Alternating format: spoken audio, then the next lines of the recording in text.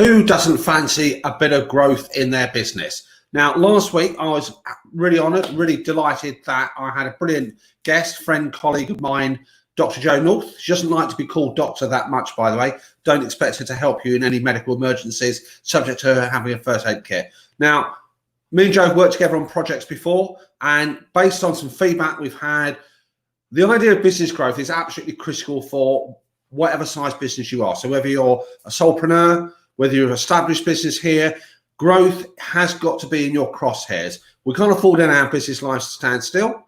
We know new innovations come, new competitors come, changes in the environment happen. Some customers go, some customers come on. So you're always going to be thinking about growth in your mindset. And we're not necessarily talking about, growing it so you conquer the world. And if that's an ambition of yours, we can certainly talk about that. But at some point, you've got to decide that your business can't just be a standstill. Now, the reason I asked Jo to come back here, we put our heads together based on some feedback and conversations we're having. And we are going to be talking to you about a business growth plan, brackets club.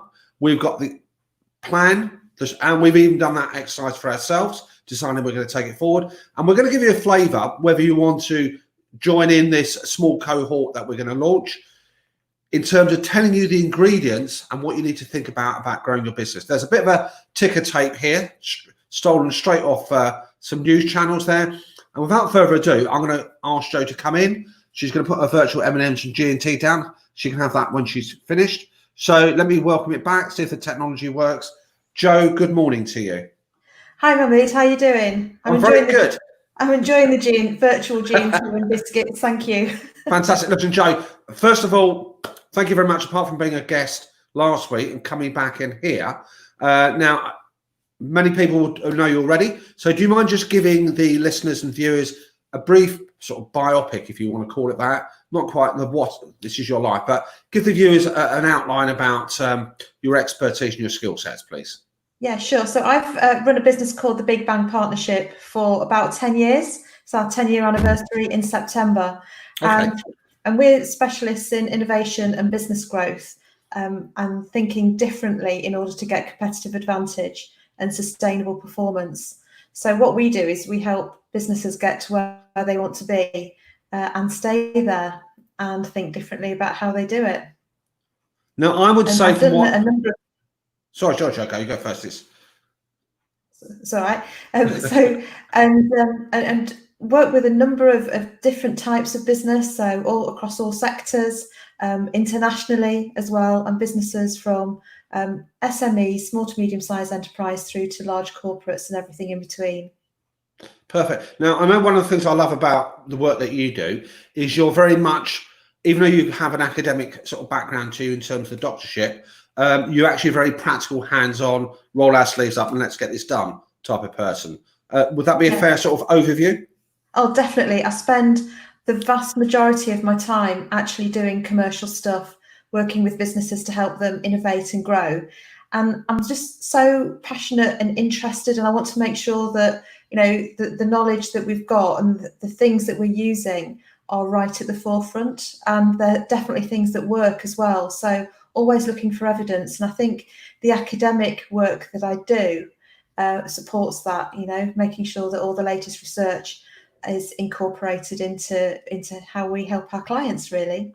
Perfect. Now, I think we'll share the story about the more detailed program here, but when we had a conversation, we thought, what will be really useful is to give businesses, whatever business or industry they're in, is a flavour that if you're going to go from an idea in the head, perhaps, or maybe you don't have an idea, how you can actually turn it into something in a relatively short space of time and actually make money. We're going to focus on what we might consider the first components, the first thought process here. And I think coming across there is we've got this idea of mission, goals and targets. So what's your take on this idea about businesses needing a mission in the first place? Well, firstly, I'd say I'm really looking forward to it. I mean, it's really great working with you. I always love working with you. And I think this is really exciting as well. So now, if we don't know where we want to get to and we're not clear about that, then it's hard to get there. So it's very important that we take some time to think, what do we really want? Is the business going in the direction I want it to go in? Where do I want this business to be in 12, 24, 36 months time? And particularly given that things have changed so much, I think it's a really good time to stop and rethink that. I know a lot of business owners' priorities have changed in recent weeks. And one thing that recent weeks has made us all do, I think, is to stop and think about what's important, where there are opportunities and what we really want. So setting that out and really being clear and understanding that is super important. So I think there's been like a combination, isn't it, of people reassessing their own lives, reassessing their own businesses. And for me, I suppose, I think we're 100% on the same page here. This is why we're working together, is that mission is really about saying, there's a destination point at some point in the future. And for me, it helps somebody bring a bit of degree of focus and clarity to what their sort of roadmap is going to look like. What's the other sort of benefits that you find in terms of somebody setting out a sort of a mission, an aspiration, a sort of a target, if you want to call it that? If somebody set out their target, it means that what we can also do is put in interim measures of success for the journey, so that we know how well we're tracking against that target, and what we need to adjust on the way. So having a really clear focus on where we want to be. Yep, for sure. We can put in staging points and really sort of break that big target down into small manageable steps, measure the journey and tweak and adapt as we go if anything needs changing, or we learn new things on the way. So like little breadcrumbs or sort of milestones along that journey path to actually might measure your progress as you go through. Yeah, it's a bit like a number of years ago, believe it or not, I ran the London Marathon. And I think run is a bit of a generous expression, but I got around the London Marathon in about 5 hours. I'm impressed. Making me feel tired, but I'm impressed. Thank you. And the goal, the mission, was to complete the marathon in one piece, and having a good experience doing that. And so I had to break that down into months and months of work, nutrition and training, and doing those small goals in order to hit the big goal. So it's a similar thing, really, just for business. So in terms of, I don't know what your own experience is. So let's assume you've got a business owner here. They're thinking, okay, typically, I know I've got to get a mission. I've got to get this idea about end destination. But you know what? I love doing lots of different things. I don't really have a clear idea in my own mind what that mission is. What's the one or two tips that you could share for business to start thinking about how they actually do that first step? Obviously, we'll expand on it in more detail, but a takeaway about what a business can do, a business owner can do to start thinking in terms of mission. Yeah, so there are some activities that we're going to be doing in the programs that specifically help business owners with this. I think a good place to start is to ask yourself, wouldn't it be amazing? Just say, wouldn't it be amazing? Where do I want to be? What would I really like? And get the ideas down on paper. Yeah. And empty your head, and then go and have a cup of tea and come back and have a look at it and see what all of that says to you. Don't worry about how realistic or not it is. Just get where you want to be out. And then what we can do is say, well, where are we now? And build a plan to get from A to B. Perfect. So that, if you want to call it sort of brain dumping, getting all the thoughts that are in there, don't limit yourself and don't actually say, well, I can't do this one. Just get it all down, empty your head completely. So you might need big sheets of A3 or A0, I assume, or do it electronically. Yeah, you can do it electronically. I mean, as I said last week, I think we need to use pen and paper a little bit more because we're on our screens so much and our brains. Yeah, for sure. So I think the important thing is to clear your head, because as busy business owners, we walk around with so many ideas that we carry. We just carry in here so many thoughts, remembering all the things we need to do, and actually, it's really good for us to get that thinking out. And that then provides some space to think about, well, actually, what are the priorities? Out of all the things I want to do, what's the one that would make the most difference? Or, and then start to think about how we can actually get there. So, love that. Yeah. So empty the head, get it on there. go away, have your cup of tea, or whatever your refreshment is, come back, and then you can start asking those deeper questions here. And I would imagine, would you say, Joe, at this stage, that first brain dump, that memory dump stage, don't even think about putting numbers on there or measures, just get it out there. Yeah, just get it out there. I mean, if it's always been your dream to achieve X million turnover, then put it down there. But only put the number down there if it's naturally there. Don't force that. It's more about the direction of where you want to be. And I think about as well, it's about that from a lifestyle point of view. So, the businesses that we have are there to help us live the lives that we want to lead. And that could be, to scale up, to have an exit strategy of being bought later, or it could be that you want to run the business for the rest of your life and grow it and employ more people. So that differs. Everybody's goals are different, and it's about your definition of success as a business owner, not anybody else's. Get your definition of success out there, and then we'll be there to help you achieve it. Perfect. Now, I'm glad you flagged up the word goal here.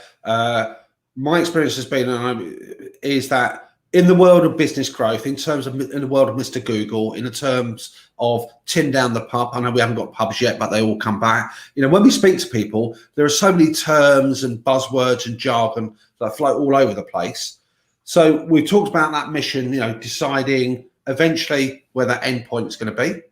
We're then talking about this idea of goal. So how would you sort of differentiate between a goal and a mission? And then we can talk in terms of how businesses might go about setting what those goals are.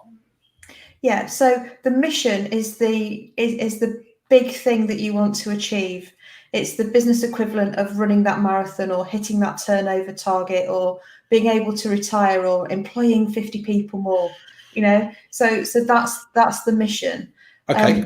The goals are the things that will get you to the mission. So it could be that in 12 months' time, you'll be employing 5 people. In 2 years' time, it'll grow. So it's the staging points that will get you that show you're on track. So for the marathon example, which I'll keep coming back because it's really similar. It's an easy Please, one. I'm still impressed. So yeah, it is. That in the first month I need to be able to run for an hour without stopping.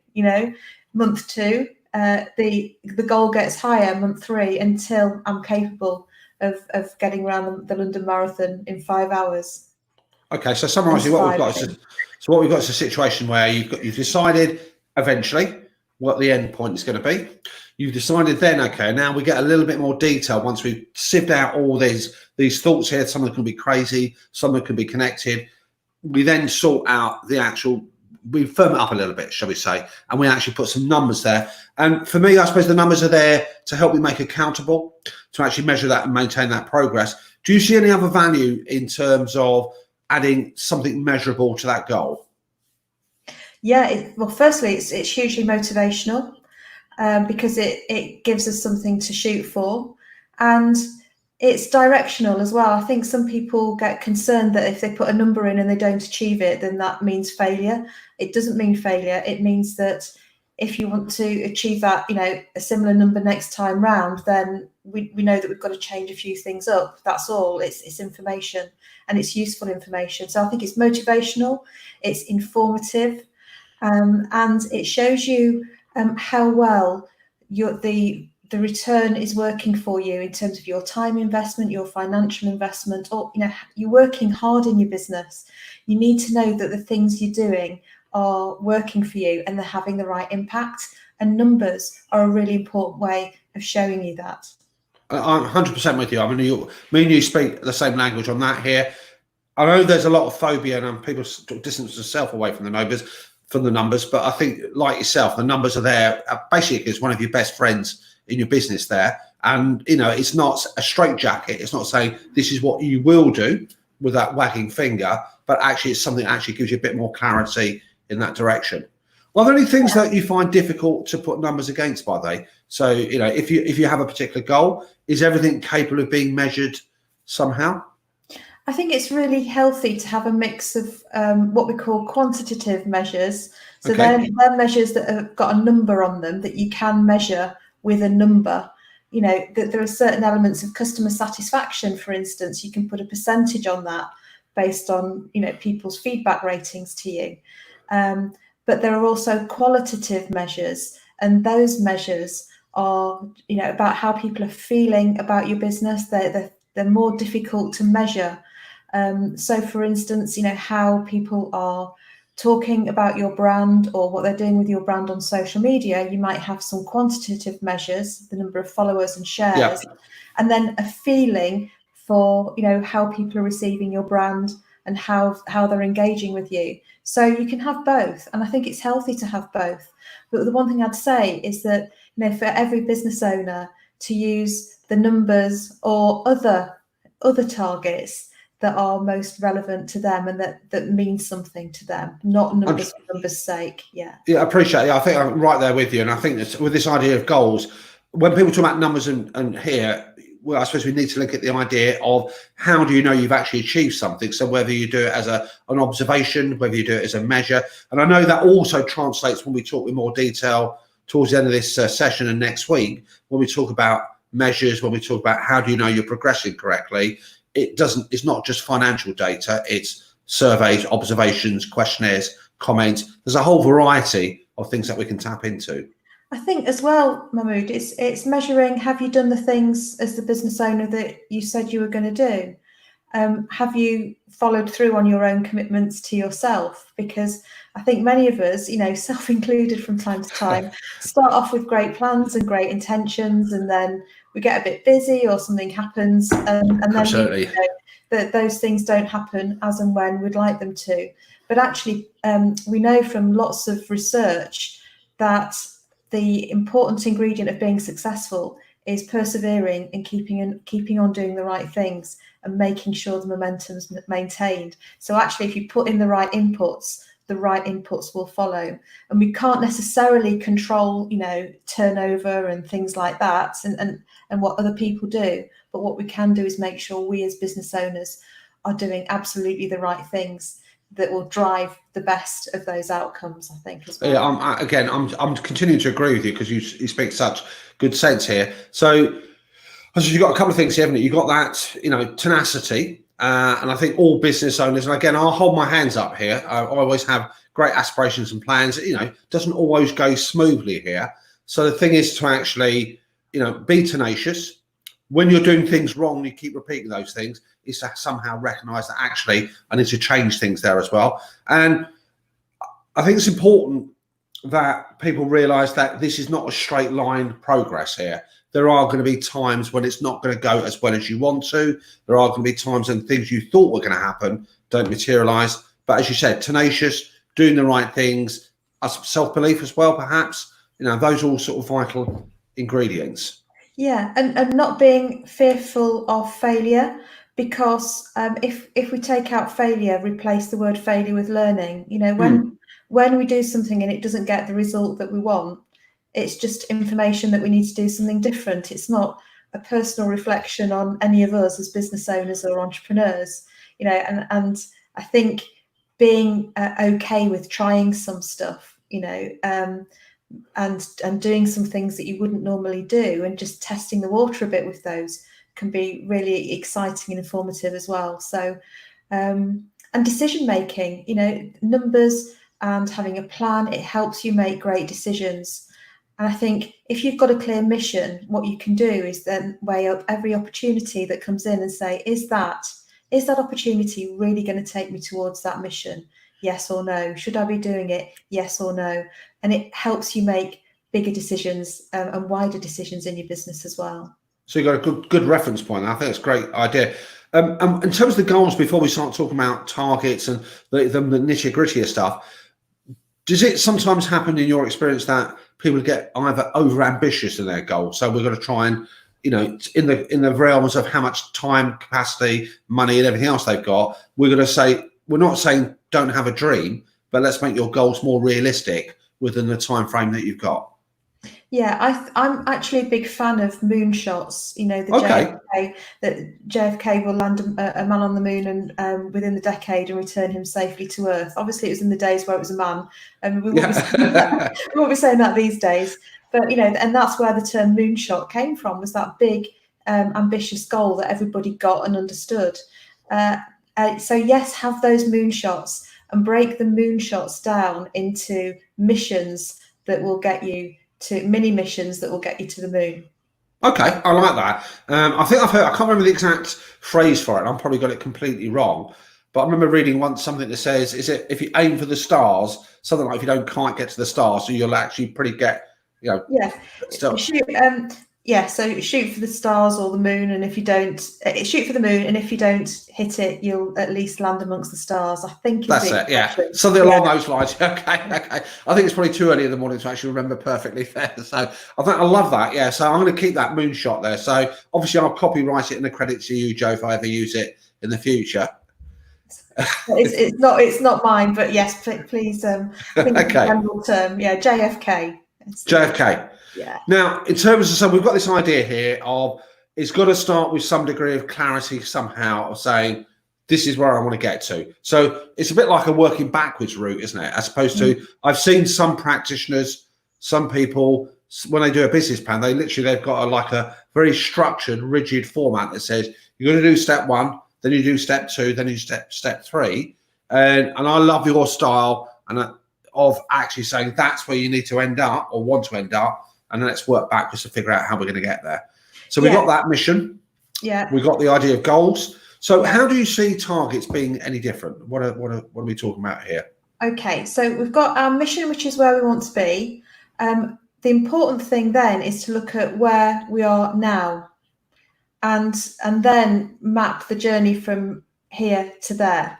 So, you want to go, you're driving somewhere. It's about sort of maybe, planning your route from where you are now to where you want to get to. It's no different. Targets are the specific measures that will show you whether or not you've achieved your goals. So let's say we've got a goal to be number 1 on, I don't know, I'll make something up, on social media or customer experience, in the industry. Okay. Yeah. So that's a goal. How will we measure that? What's the target that goes with that knows whether or not that's been achieved? So a target might be that you have higher customer, reviews and numbers of stars than anybody else, than any of your competitors. It could be that you have more followers or more engagement on your social media channel than any of your competitors. So whatever the goal is, the target is the thing that, it's like a bullseye, isn't it? You sort of, I'm not an archer, as you can probably tell, but it's like, you fire the arrow, it hits the bullseye, and the target is the bullseye.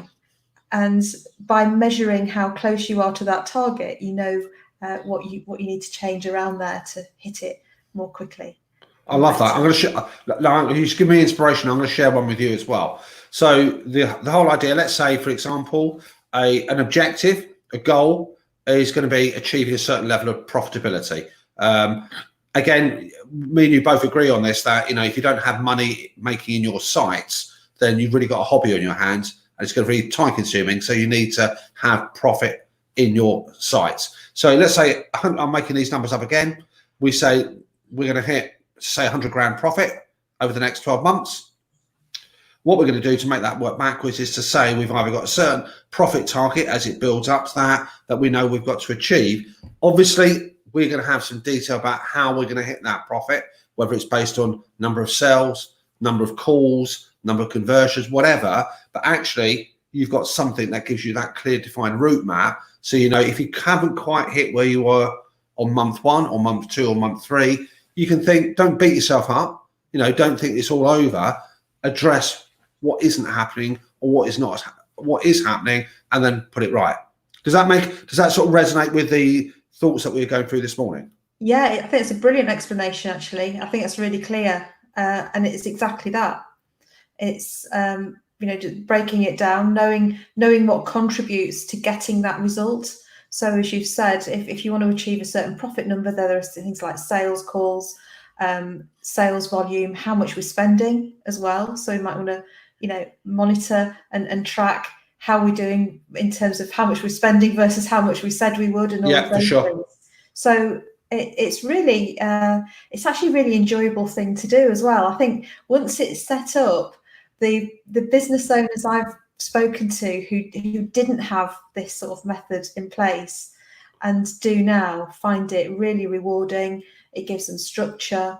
It also takes a lot of the stress out of running a business and wondering how it's going and what else you could be doing, because you can see really clearly Agreed. the impact of your actions on the things that you're actually trying to achieve. It works really, really well.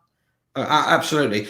We're both realists here, Joe, and I think if you're listening to this, if you're on Catch Up Replay and you're listening to this, we're talking about roadmap to growth, we're talking about mission, we're talking about goals, we're talking about targets.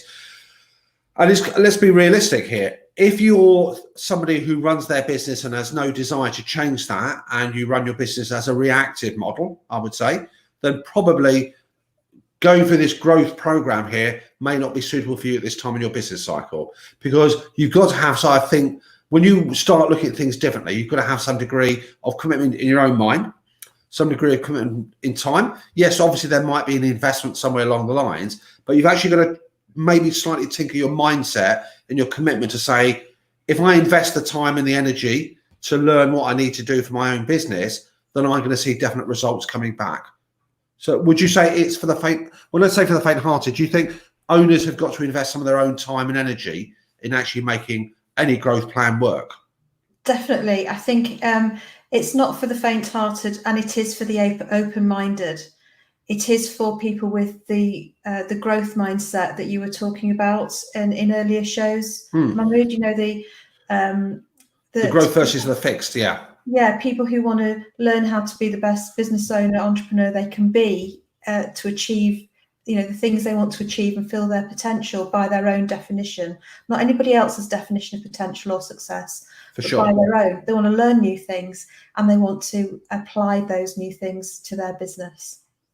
And I think in terms of, again, Joe, in terms of the practical things, I mean, when we put this program together, when we were coming up about what do we think should be in there in terms of practical, what is it that business owners need? Not textbook stuff. The textbook is great for putting a framework, but what's the real stuff they can put in there? I mean, I've gone through that whole process in my own business over 25 years. I've refined that. I've gone back to some element of basics. So I've actually taken on those thought processes. And you're quite right. It can be quite taxing. We can say, well, I'll do it later. I haven't got the time. If you don't create the time, if you don't make that time, you're still going to be doing in 3 months' time, 6 months' time. You won't have moved any further forward. Yeah, and I think what we've put together, Mahmood, gives people a sense of structure, accountability, but also fun. Doing all of this doesn't have to feel like hard work. It doesn't Absolutely. have to feel like a chore. It's time, it's investment in you, it's investment, as the entrepreneur, it's investment in you and your business. It's time to step back. And, it's really enjoyable as a process to do that, and to also see the growth, the personal growth that people experience when they go through it as well. So it benefits, I think, not just the business, it also benefits the business owner too. And it's fun, enjoyable, and challenging in a really good way, because we all like stuff that makes us think, and it works. And I think, I'll use your earlier example, Joe, of the marathon. For you to complete that marathon is a great achievement in itself. So all that effort, all that hard work, all that planning, that missions to goals ended up is that you got the result that you were looking for. You completed your London Marathon. I have to say, I'm probably never going to do that myself. So I'm just in awe of anybody who does manage it. So that's a great application there as well. So in terms of for next week, so we've given a good overview of mission, goals and targets. And I think next week we'll reveal some more detail about if anyone's interested in getting involved with this small cohort. What's our thoughts about probably about a dozen people maximum to get involved? Yeah, because we want to give our, a great, unique individual experience to everybody. So it's a sense of community, but some fantastic one-on-one input from us. So what's your thoughts then in terms of topics we should talk about in next week? So we talked about stage one. We've talked about the fact it's not just a linear thing. So we took mission, goals and targets. What's to chuck in for next week's broadcast? I think for next week's broadcast, it'd be really good to explore some of the golden nuggets. So, Okay. what are some of the additional extras or insights or learning that business owners could benefit from to accelerate them getting from where they are now to achieving that mission? And think about, the different sort of combinations of what they offer, maybe around product or service and price and customer experience, and how they differentiate, how they stand out in what's quite a noisy, competitive world that we're all in. I think that's great way of showing, because you're quite right. We look around us and it can get very overwhelming, that thinking literally everybody out there in this big noisy space of the virtual world here is actually something we've got to be afraid of. And I think if you clarify that, actually you can cut the noise down and actually focus on those people. I think we're also going to add, perhaps, those are great topic areas. Let's talk about some numbers. Let's talk about the nitty gritty, about how you actually find out who's doing what, where the money's going, who are the good customers to work with, maybe some of the customers who aren't so good to work with. So not all customers are created equally, it would suggest. That's great. Now, I would say when we've done all this, stage 1, stage 2, should there be a final output? So what should business owners end up with? So through every session that business owners have with us when we go live in the group and when they're doing their thinking for themselves, there should be some quick wins. So what we will do is people have some moments of insight, some quick wins along the journey, and every week. But I think that the final output is that every business owner has a really clear plan that they know and are clear and are excited about what they need to do to achieve their mission. And that plan is there. They can build on it, they can adapt it as they go, but they've really got the way forward and to get that mission and to smash it. Perfect. I'm actually excited as well. So I've been running a business for 25 years plus. This, I have to say, is an initiative that's got me excited. You can probably see the excited expression on my face, but this is my excited look. So I'm actually looking forward to stage 2. I'm looking forward to sharing more details. So Joe, listen, it's been brilliant you coming back here. I'm looking forward to you coming back on next week and us sharing what stage 2. I suppose we could also be grown up and actually share some finer details with people next week as well. We will. And also, if people have got any questions, anyone watching, if you've got any questions between now and then let us know if you're watching on replay, and put it in the comments, and we'll answer those questions next week as well. Perfect. And if I was properly organised, what I would also say to everybody, I'll add a comment in the broadcast when it's finished here at the end. If you're interested, you think, actually, I want to know more about this programme that Joe and Mahmood are talking about, I'm actually interested in throwing my hat into the ring and being part of the initial 12, the initial group that goes through this here. It's practical. You've got a roadmap to success.